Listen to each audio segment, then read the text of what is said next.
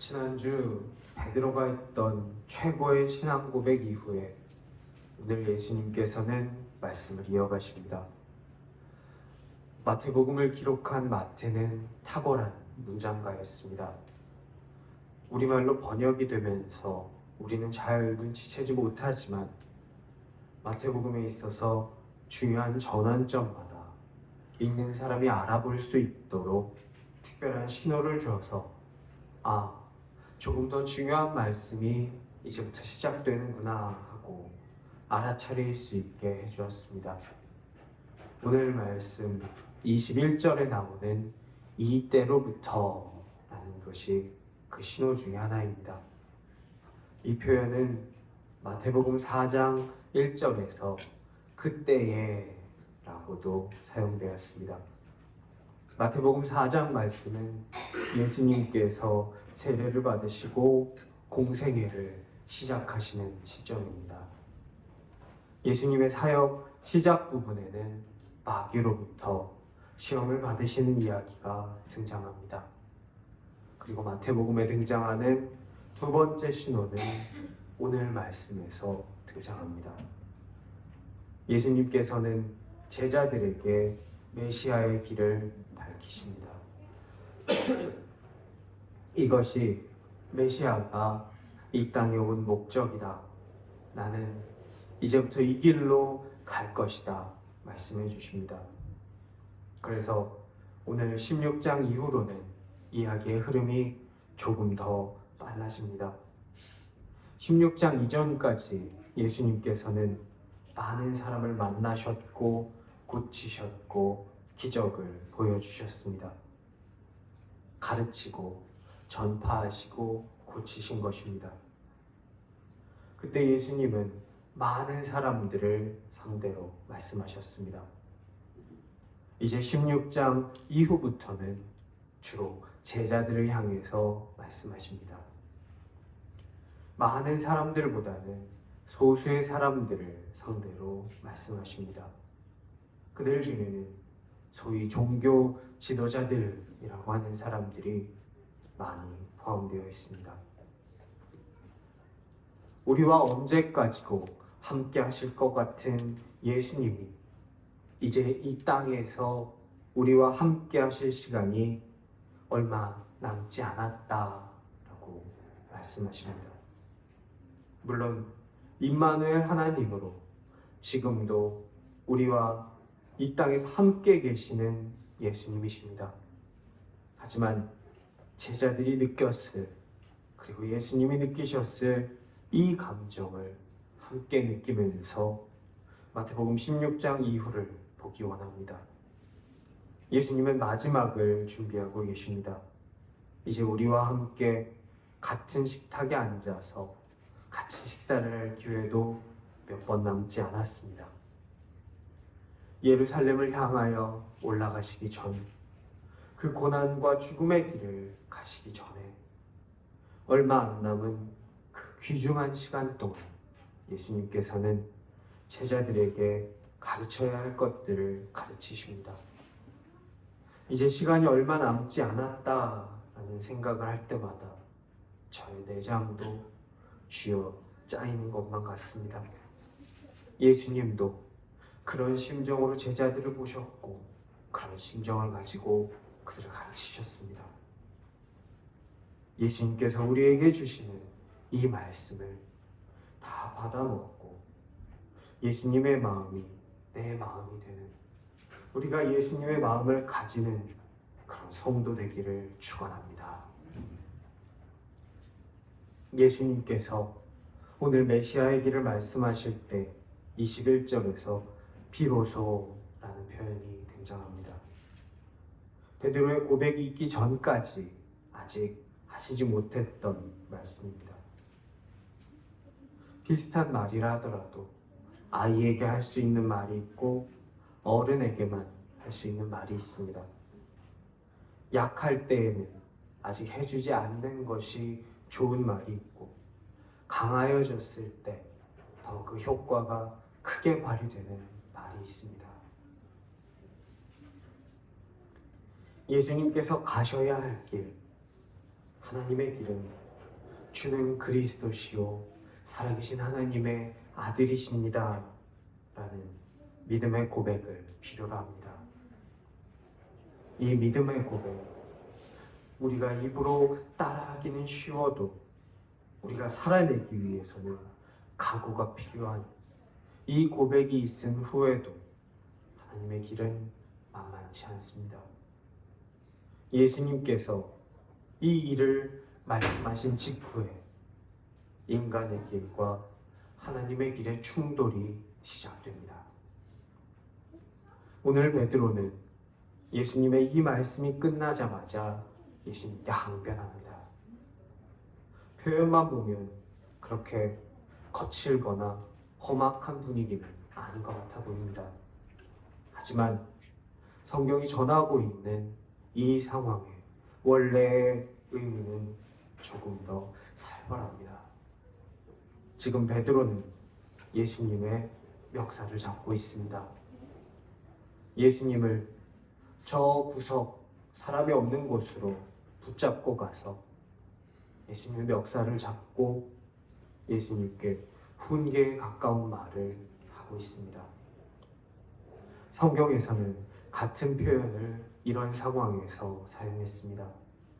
마태복음 8장 26절 예수께서 이르시되 어찌하여 무서워하느냐 믿음이 작은 자들아 하시고 곧 일어나서 바람과 바다를 꾸짖으시니 아주 잔잔하게 되거늘.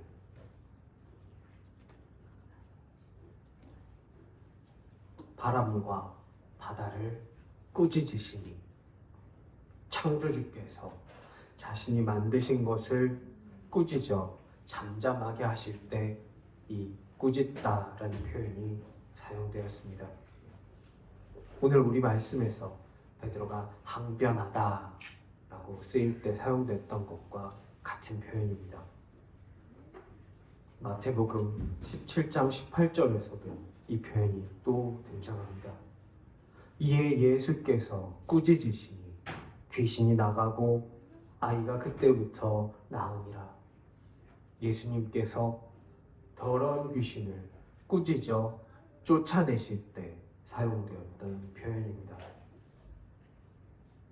우리말에는 항변했다라고 기록되어 있지만 헬라어를 찾아보면 이 꾸짖으시다, 꾸짖다라는 표현과 같은 단어가 사용되었습니다. 어떤 상황에서 사용하는 말인지 느낌이 오실 것입니다. 지금 이것을 베드로가 예수님께 하고 있는 것입니다. 베드로와 제자들이 보기에 그들은 그들의 목표에 거의 다 다다랐습니다. 예수님이 예루살렘에 입성하시고 기존의 세력들을 다 들러 엎으시고 다윗과 같은 왕이 되셔서 로마를 쫓아내실 것입니다. 그들의 한을 풀어주실 것입니다. 이제 코앞인데 예수님께서 갑자기 오늘 이상한 말씀을 하십니다. 베드로의 속마음을 많이 의역하자면 이렇습니다. 예수님, 큰일 앞두고 무슨 말씀하시는 겁니까? 우리 하나님께 기도할게요. 그래서 하나님이 은혜를 베푸셔서 그런 일이 예수님께 일어나지 않을 겁니다. 우리 예수님 한 분만 보고 금을 버리고 내 사람들 뒤로 하고 예수님 지금까지 따라온 거 모르시는 거 아니잖아요.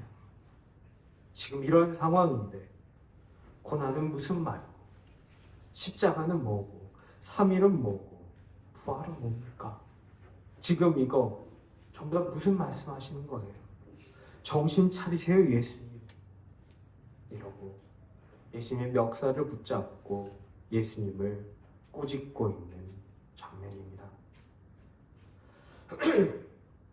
베드로의 이 말은 놀랍게도 사랑과 충성에서 나온 말입니다. 그 어떤 제자보다 예수님을 사랑한다고 생각했고 그 누구보다 충성한다고 생각했기 때문에 할 수 있었던 말입니다. 신앙적인 말, 아니 신앙적이어 보이는 말일수록 하나님의 뜻이 아니라 인간의 관점일 수 있음을 오늘 성경은 우리에게 경고하고 있습니다. 우리는 오늘 베드로가 했던 이런 말을 하나 더 알고 있습니다. 룻기에서 나오미는 남편과 아들 둘을 잃었습니다. 그리고 남은 며느리들 둘에게 여호와의 이름으로 축복하면서 말합니다. 너희는 각기 어머니의 집으로 돌아가라. 여호와께서 너희에게 복을 내리시기를 바란다. 너무나 감동적인 장면인 것만 같아 보입니다. 이런 아름다운 신앙적인 말이 또 어디 있을까 싶습니다. 하지만 나오미가 며느리들에게 했던 이 말의 진짜 의미는 너희는 여호와 하나님을 떠나서 너희의 신들에게로 돌아가라, 이런 말입니다. 여호와를 만나서 생명의 길을 가는 그의 며느리 룻에게 이제 생명의 길을 버리고 다시 죽을 길, 너희의 우상의 길로 돌아가라 하는 말입니다.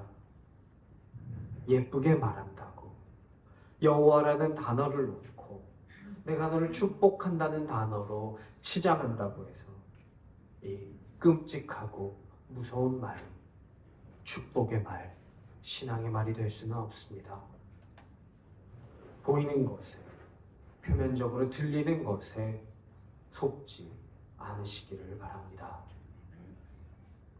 베드로가 사랑과 충성에서 했던 오늘 성경 말씀의 이 말은 십자가 없는 메시아를 말합니다. 고난 없는 구원을 말합니다. 십자가 없이는 구원이 없습니다. 고난 없이는 죄사함이 있을 수 없습니다. 하지만 당장의 고통을 피하려는 인간은 고난 없는 영광을 자꾸만 선택하려 합니다. 그 길을 예쁘게 신앙의 언어처럼 포장하려고 합니다. 그런 길을 제시한 등장인물을 우리는 성경에서 하나 더 찾을 수 있습니다. 마태복음 4장에서 등장한 마귀입니다. 나에게 절하라. 고통스러운 길 말고 편하고 멋진 다른 길을 택해라. 마귀는 제안합니다. 하지만 그 길은 다른 길이 아니라 틀린 길입니다. 그런 마귀에게 예수님께서는 말씀하십니다. 마태복음 4장 10절, 이에 예수께서 말씀하시되 사탄아 물러가라. 기록되었으되 주 너의 하나님께 경배하고 다만 그를 섬기라 하였느니라. 사탄아 물러가라. 이 표현과 같은 표현으로 오늘 예수님께서는 베드로에게 말씀하십니다. 예수께서 돌이켜 베드로에게 이르시되 사탄아 내 뒤로 물러가라. 너는 나를 넘어지게 하는 자로다. 네가 하나님의 일을 생각하지 아니하고 도리어 사람의 일을 생각하는도다. 십자가 없는 메시아, 고난 없는 구원, 고난 없는 영광, 순종 없는 왕권은 다 같은 말입니다. 순종 없이 왕권을 붙잡으려 하다가 사울왕은 비참하게 망했습니다. 편해 보이는 우상의 길이 아니라 고통이 예약되어 있는 믿음의 길을 선택한 룻은 다윗 왕의 증조 할머니가 되었습니다. 예수님께서는 사탄의 길을 거부하시고 십자가의 길로 가십니다. 오늘 마귀는, 세상은 우리에게 속삭입니다. 에이, 이 정도인데, 이 정도는 괜찮아. 뭐 어때? 좋은 게 좋은 거지. 편하게 가. 왜 미련한 길로 가? 그러면서 신앙적인 것인 것처럼, 그의 속삭임이 신앙의 말인 것처럼 포장합니다. 하지만 우리 성경은 우리에게 말씀하고 계십니다. 물러가라. 내 뒤로 물러가라. 너의 길을 내가 따라가는 것이 아니다. 마귀의 길을 예수님이 쫓아가시는 것이 아니다. 예수님께서 먼저 가시는 길을 우리가 따라가는 것이다. 그러니 너는 내 뒤로 물러가서 내가 가는 길을 따르라. 예수님께서는 베드로에게 말씀하고 계십니다. 우리가 길을 갈 때 예수님보다 앞서 나가지 않기를 원합니다. 성경의 말, 하나님께서 우리에게 주시는 말이 아니라 신앙적인 것처럼 포장된 마귀의 말을 우리 입에 담게 되지 않기를 바랍니다. 그 얕은 길, 조금 편해 보이고 조금 효율적인 것 같아 보이고 세상이 그 길을 가면 우리를 좋게 볼 것만 같은 그 길에, 유혹과 타협의 길에 멈춰서지 않게 되기를 바랍니다. 우리에게 구원할 만한 다른 사람, 다른 말씀은 주신 적이 없습니다. 우리가 받은 것은 오직 하나, 예수 그리스도, 예수 그리스도의 말씀입니다. 이 말씀 붙잡고 예수님의 뒤를 따라서 예수님께서 먼저 가신 길, 고난의 길, 하지만 그 길만이 생명의 길인 그 길을 함께 갈 수 있는 저와 여러분 될 수 있기를 간절히 축원합니다.